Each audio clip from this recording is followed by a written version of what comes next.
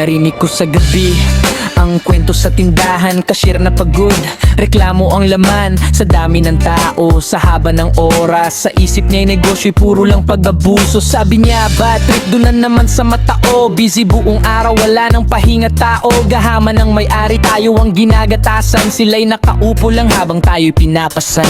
Narinig ni Bon TV, kwentuhan sa counter, reklamo sa trabaho, init ang Peter. Lord, bigyan mo ko puhunan, ayoko na dito. Pero sa likod ng salita, takot sumubok sa mundo. Sa isip ko lang ha, di kita inaaway. Gahaman ba talaga o ikaw ang nagtatago sa buhay? Madaling magsalita kapag bagot ka na, pero di mo nakita paano sila nagsimula. Gahaman ba talaga o biktima lang tayo? Laging sinisisi ang mundo sa bawat pagkatalo. Gahaman ba talaga o kulang sa tapat?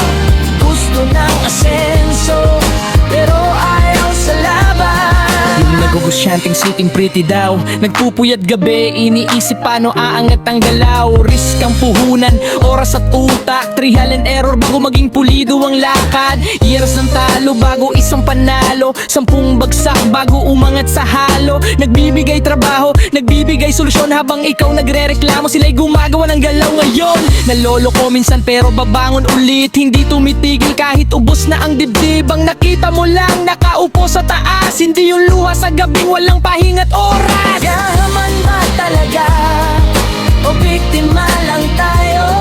Laging sinisisi ang mundo sa bawat pagkatalo. Gahaman ba talaga o kulang sa tapat? Kung gusto ng asenso pero ayaw sa laban. Puro reklamo, walang galaw, sa pangarap mo mismo ikaw ang kalaban mo rayon. Here's the truth na masakit pakinggan, victim mindset, di ka dadalhin sa yaman. Bigyan ng puhunan, uubusin lang. Bigyan ng sistema, di naman susundan. At kapag nahirapan, gusto umatras. Kapag di komportable, gusto nang kumalas. Chilling habang sahod ang inaabangan, pero sa hirap ng buhay, ayaw mong daanan. Takot sa risk, galit sa boss, pero sarili mong disiplina ang kulang na halos. Akala madali, basta may puhunan, pero negosyo ay dugo, pawis at utak ang pubunan. Hindi lahat pang negosyo ang landas, hindi lahat handa sa bigat ng pasan. Kung gusto mong umasenso, simulan sa loob, sa sipag at tapang, hindi sa reklamo at galit na loob.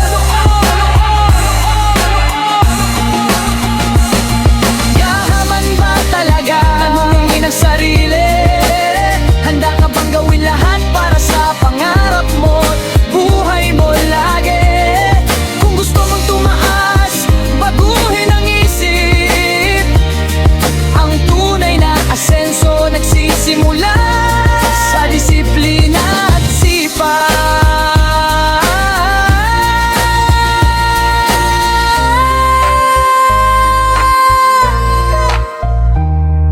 Bon TV nagsasabi, hindi nangaaway, nagpapaalala lang kung saan tayo nadadapa sa buhay.